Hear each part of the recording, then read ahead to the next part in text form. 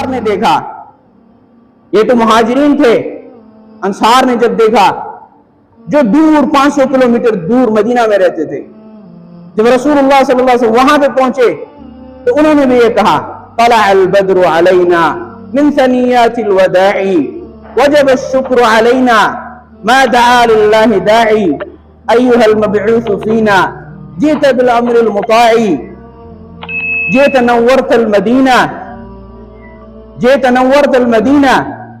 اور آگے ایک بیت ہے، تو اس طریقے سے انہوں نے کہا کہ طلع البدر علینا، آج تو چاند جو ہے وہ طلوع ہو کر کے آ گیا ہمارے اوپر۔ من ثنیات الوداع، کہاں سے طلوع ہوا؟ ثنیۃ الوداع ایک جگہ تھی جہاں سے وہ اپنے مہمانوں کا استقبال کرتے تھے، تو وہاں سے آ کر کے ہمارے مدینے پہنچ گیا۔ وجب الشکر علینا، اب ہمیں کیا کرنا چاہیے؟ جب اللہ نے یہ ہمیں نعمت عطا کی تو کہا کہ اب ہمیں شکر کرنا واجب ہے اللہ کا، کہ اللہ نے اس آخری نبی کی، اس آخری رسول کی ہمیں زیارت نصیب کر دی۔ تب تک شکر کریں ما دعا للہ داعی، جب تک دنیا کا وجود ہے، جب تک کوئی اللہ کو بلانے والا ایک بندہ بھی دنیا کی اس زمین پر، اس تختے پر موجود ہے، تب تک اگر ہم اللہ کا شکر ادا کرتے رہیں اس نعمت کا، تب بھی ادا نہیں ہوتا۔ اب ہم کیا کریں گے؟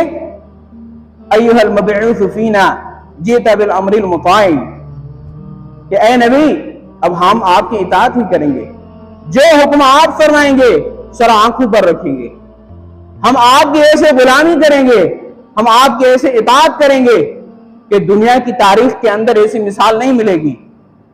کسی نبی کے صحابہ نے اپنے نبی کی اتنی اطاعت نہیں کی ہوگی جیسے ہم کر کے دکھائیں گے۔ یہ صحابہ اکرام کا عشق تھا اور یہ رسول اللہ صلی اللہ علیہ وسلم کے حسن و جمال کا کرشمہ تھا۔ تو بات یہی ہے، اس لیے اللہ کیا فرماتے ہیں؟ چھوڑو دنیا والوں کو، کسی کو آئیڈیل نہ بناؤ، چھوڑو ان لوگوں کو۔ اللہ فرماتے ہیں تمہارا آئیڈیل کون ہے؟ وَلَكُمْ فِي رَسُولِ اللَّهِ أُسْوَةٌ حَسَنَةٌ، بس رسول